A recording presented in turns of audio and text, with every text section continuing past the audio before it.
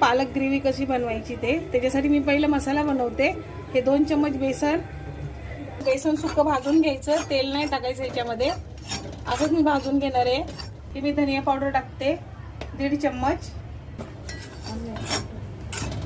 त्याला भाजते मी चांगलं, थोडंसं लाल लाल झालं होईपर्यंत भाजलं माझं। हे चांगला कलर आलेला आहे, आता मी ह्याला काढून टाकते। मिक्सरच्या भांड्यामध्ये मी काढलेलं आहे, मस्त कलर आलेला आहे। परत मी कढई ठेवली, याच्यामध्ये थोडंसं तेल टाकते, एकदम कमी, 1 चमचा जिरा आहे, त्याला पण आपण भाजून घेऊया। असं ही शोप आणि आलसी वगैरे आहे, तीळ पण आहे थोडेसे, हे पण भाजून घेते।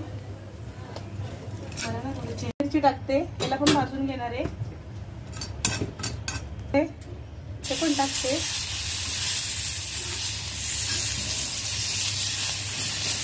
एक जुडी पालक घेतला, साफ केला आणि स्वच्छ 2-3 पाण्याने धुवून ठेवलेलं आहे। आता मी याला कापणार आहे, एकदम बारीक बारीक कापायचं आहे, असे 2 भाग करायचे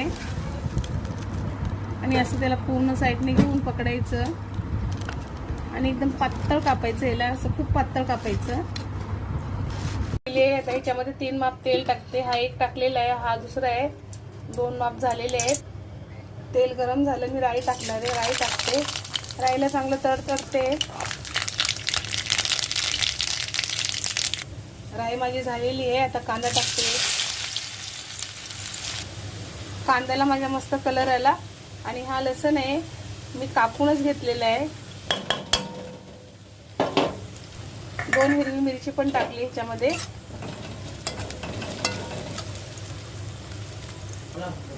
एक चमचा लाल मिरची पावडर।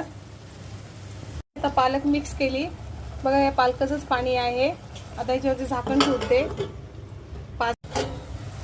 हे बघा अशी झालेली आहे पालक। आता आपण जो मसाला बनवलेला आहे तो मसाला मी टाकणार आहे। या मसाल्याला काही तेलामध्ये वगैरे काही फ्राय करायची गरजच नाही, कारण आपण मी पहिलेच बाहेर केलेला मसाला आहे। आता मसाला मिक्स करणार आहे आणि पाणी टाकते याच्यामध्ये, गरम पाणी।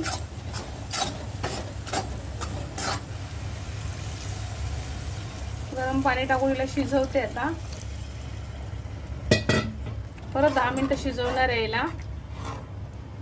अशी पालक ग्रेव्ही करून बघा, खूप मस्त लागते, भाताबरोबर खायला मस्त लागते, भाकरी बरोबर पण खाऊ शकता।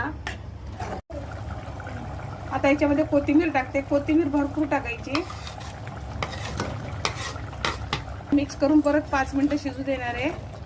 ही रेसिपी माझी करून बघा, झाली माझी भाजी बघा, किती मस्त कलर आलेला आहे। ही रेसिपी करून बघा।